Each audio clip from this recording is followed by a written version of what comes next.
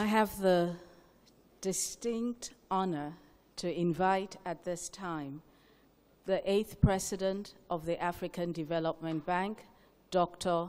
Akinwumi Adesina, to deliver his inaugural statement. President.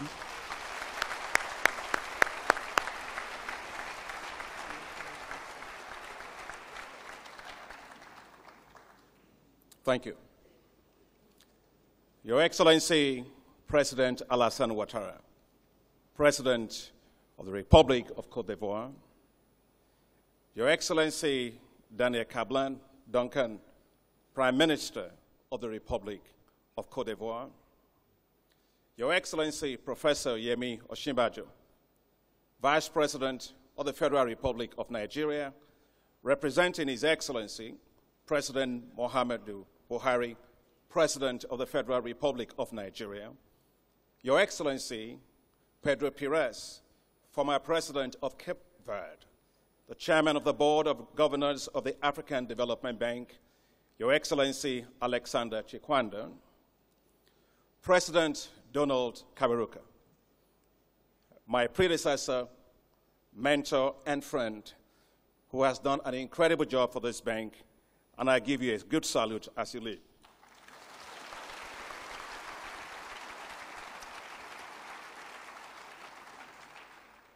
My dear wife, looking so lovely in her dress this morning.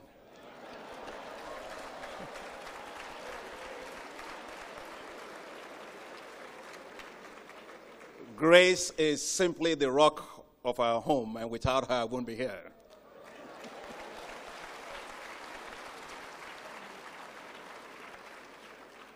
Dr. Ngozi Okonjo-Iweala, the former Minister of Finance of Nigeria, who campaigned so tirelessly for my successful election. Thank you, Auntie Goz. And my dear friend Amadou Ba, Minister of Finance of Senegal, who did the same, and all the honorable ministers present here today.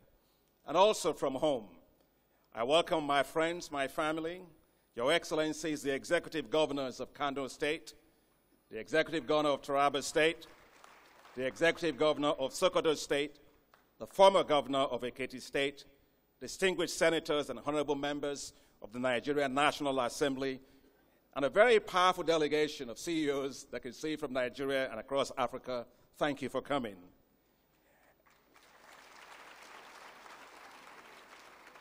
Excellences les Présidents de Communauté économique régionale, Excellences, Messieurs les ambassadeurs, chefs de mission diplomatique, les membres du conseil d'administration, de haute direction et tous les membres actuels des personnels et anciens employés de la Banque africaine de développement, tous les membres de mon équipe de transition, à l'intérieur et à l'extérieur de la banque, membres de la presse, invités, mesdames et messieurs, et nos mandants, les populations africaines. C'est avec un profond sentiment d'humilité que je me présente à vous. Je tiens à remercier le Conseil de gouverneurs de la Banque africaine de développement de m'avoir élu et ainsi élevé au rang de 8e président de la banque. J'envisage cette charge avec le plus grand sens de responsabilité, avec enthousiasme, dévouement et un engagement total. Aujourd'hui, je peux ainsi m'appuyer sur les structures fortes et profondes édifiées par les pères fondateurs de la Banque africaine de développement et m'inspirer des grands travaux qu'elle a réalisés en Afrique.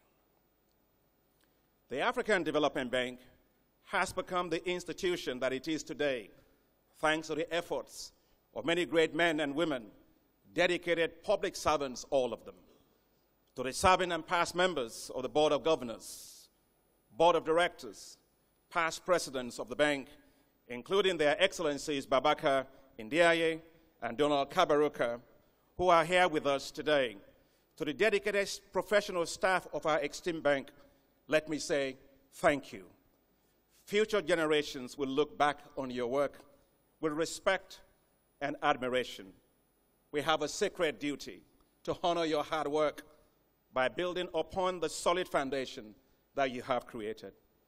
This is a mission that I pledge to dedicate myself as President of the African Development Bank, expanding opportunities and unlocking potentials for countries, for women, for the youth, for the private sector, for the continent. As we unlock these potentials, we will unleash a new wave of growth and development shared by all. While Africa's economies are growing, inequality is increasing all over our continent. The sparkle in the eyes of the fortunate few is drowned by a sense of exclusion of the majority. Hundreds of millions of people are left behind. Most of them are women and are young people. They do not feel the impact of economic growth in their lives. Our collective challenge is to drive inclusive growth, growth that will lift millions out of poverty. Africa can no longer be content with simply managing poverty. For our future and the future of our children, we must eliminate it. We must integrate Africa, grow together, develop together. Our collective destiny is tied to breaking down the barriers separating us from large to small nations, from countries on the coast to those far inland, from the island states that depend on the blue economy, to states coming out of conflicts with resilience and determination. Our aspirations are the same: to deliver quality growth and development and to see all Africans prosper. As we open up Africa with high-quality regional infrastructure, especially rail, transnational highways, information and communications, air and maritime transport, Africa will witness a phenomenal boost in intra-Africa and global trade, and the entrepreneurial spirit of small businesses, large businesses, and millions of our young people will be unleashed. By strengthening regional approaches to the development and delivery of our programs, including financing and advisory services, the bank will reduce inequalities between regions and countries. Through partnerships with regional economic communities and the African Union, we will make progress towards our shared goal of truly integrating Africa. We must build more resilient economies and reduce fragility risks. As a one-size-fits-all model to finance and development should give way to customized support to fragile states and countries coming out of conflicts. They need our understanding, and they deserve our support and confidence. Our confidence in their ability to build stronger political, economic, and social institutions. Our confidence that they can, if well supported, foster inclusive growth by effectively managing their resources for the development of their peoples.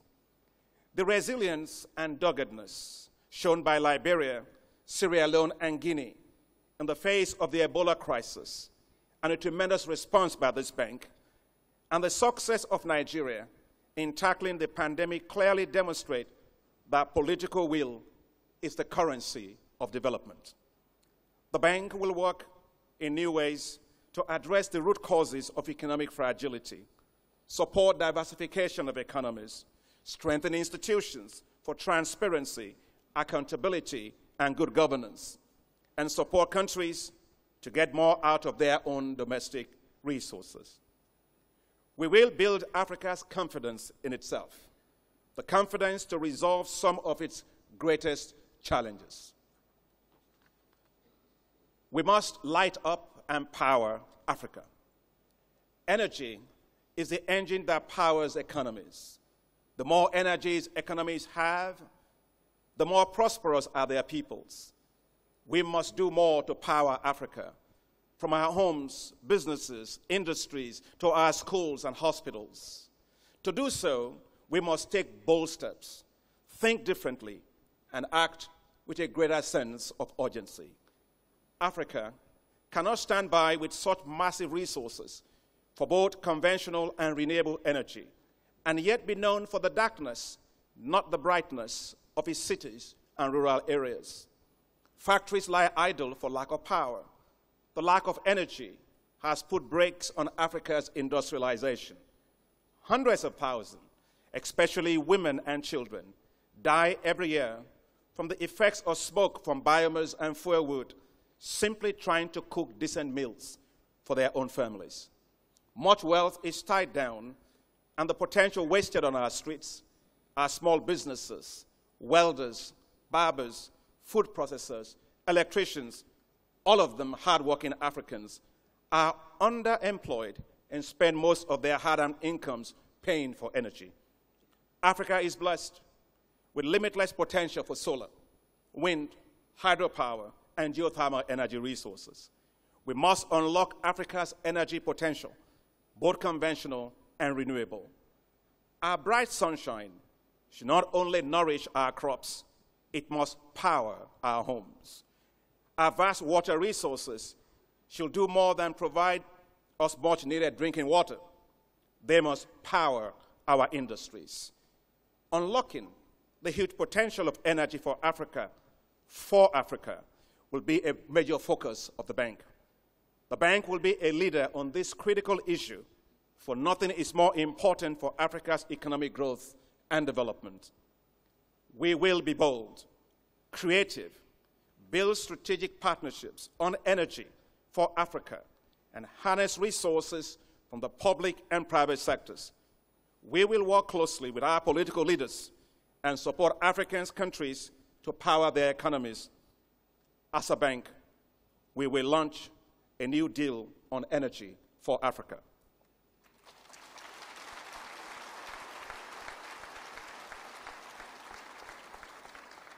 We must build the private sector to create wealth. By developing financial markets and leveraging private capital markets, businesses will be able to access long-term financing, crucial to invest in needed machinery, equipment, and working capital. By unlocking the potential of small, medium, and large businesses, Africa will fast-track industrial growth and development.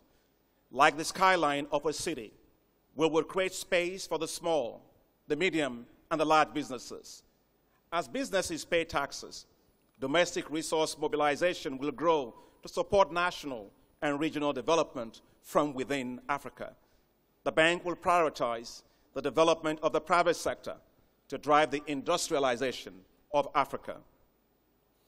Africa's rural areas need economic ladders out of deepening poverty. Africa's growing wealth is highly concentrated in the urban areas, while millions of people in Africa's rural areas remain in poverty, bypassed by the pace of growth. Disconnected due to poor road networks, lack of access to water, energy, and underserved by information and communications technologies, they remain at the periphery of the booming growth across the continent.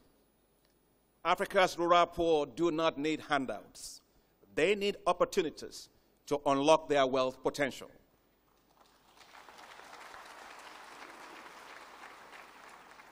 Revamping rural infrastructure, expanding rural energy, mobile telephony, and access to finance will speed up economic growth, employment, financial inclusion, and education, and boost quality of life all across our rural areas. The bank will prioritize rural economic development to help lift millions out of poverty. Ladies and gentlemen, Africa must feed itself.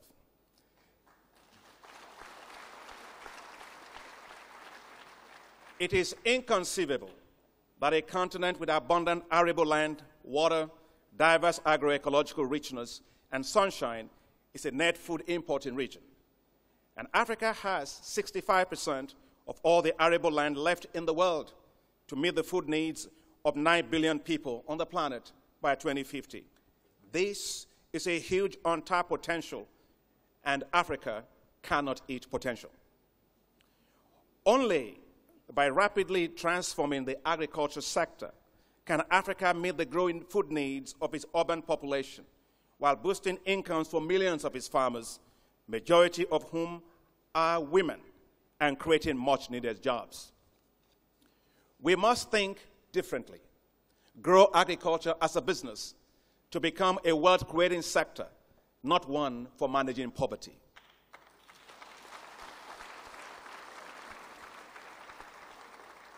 This will excite the youths to see agriculture as a viable business by moving away from exporting primary commodities to developing agro-allied industrial zones in rural areas. Africa will expand its ability to export processed cocoa, not cocoa beans, processed coffee, not coffee beans, textile instead of cotton. Africa will add value to all its staple foods. Africa will move up the value chain of wealth, diversify its economies, expand foreign exchange earnings, reduce food import bills, boosting fiscal and macroeconomic stability of countries. Africa will finally take full advantage of its soil wealth, not just oil or mineral wealth. The bank will prioritize agriculture and food security for the regional member countries.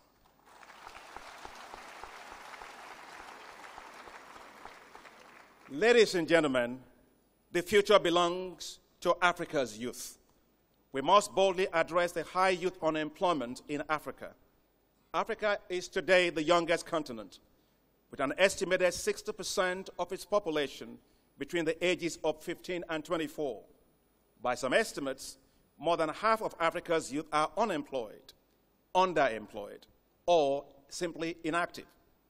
This serves as a stark reminder that Africa is rapidly losing its future growth by underinvesting in education and quality job creation for its young people. Unemployment and underemployment among the youth is a smoldering fire that risks unraveling all the economic gains in Africa. The youth are Africa's biggest asset. We must invest in them to build skills and encourage entrepreneurship while providing access to financial resources necessary to unlock their creativity and unleash the power of their business enterprises. The bank will build Africa's human capital and strengthen our universities and vocational schools to meet the needs of employers. We will embark on innovative programs and financing approaches to accelerate job creation for the youths in Africa and unlock economic prosperity from Africa's demographic asset.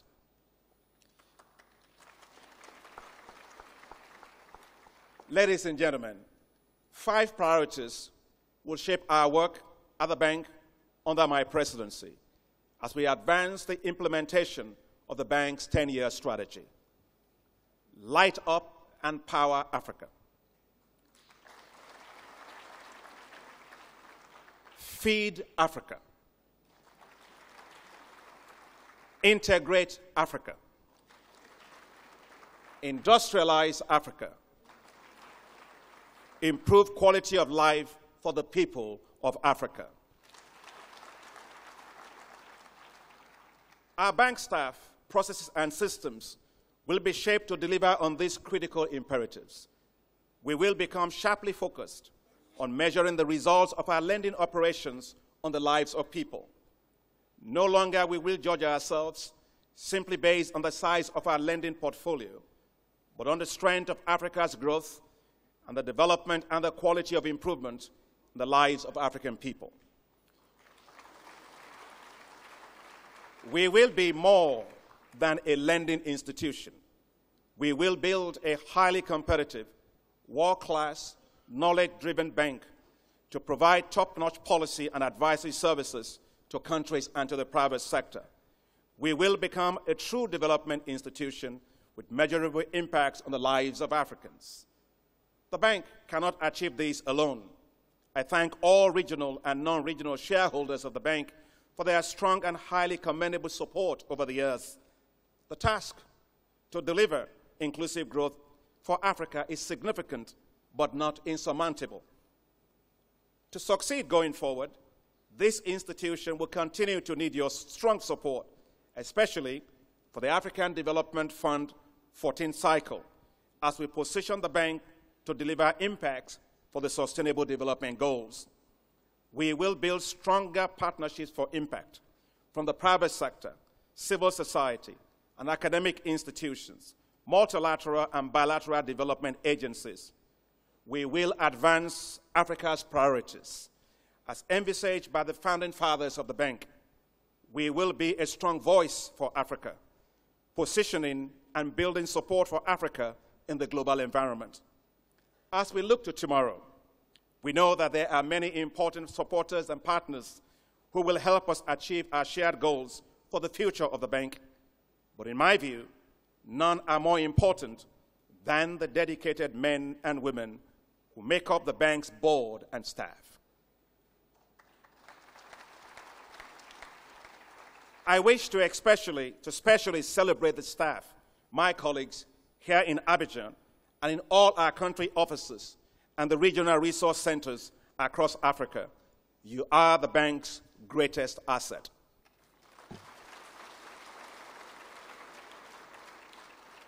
I salute your hard work and personal sacrifices and those of your families, especially your courage and determination in coping with the move of the bank headquarters from Abidjan temporarily to Tunis.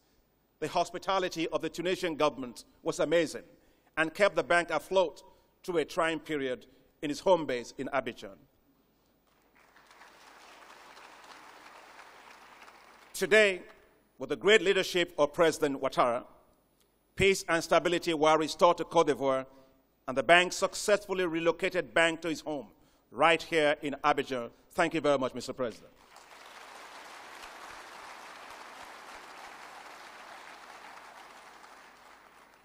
As your president, let me assure you that I will support you everywhere you are. We must pull together now as one effective, high-performing team. Together, we can achieve more.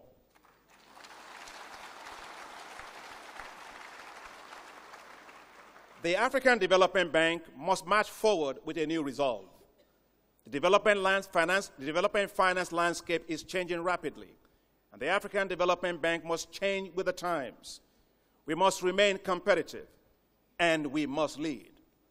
To do so, we must develop and deploy business processes that make us much faster in delivering financial and non-financial products and services to our clients. We must become the leading voice for development finance for Africa, supporting greater aspirations for Africa and mobilizing resources within and outside the continent for Africa's growth and development. We must become a more efficient, effective, results and knowledge-driven bank, one that is flexible and innovative in driving new models that will further grow our business and income. As a bank, we are already in the right path with decentralization, but we must go even further. We must no longer focus on merely being present. We must grow our business and we must grow our revenue everywhere we are. We must serve our clients, the regional member countries, and the private sector much better. Our bank will be merit-based and able to attract and retain top-notch professional talents. Our bank will build and harness strategic partnerships to solve major development challenges facing Africa.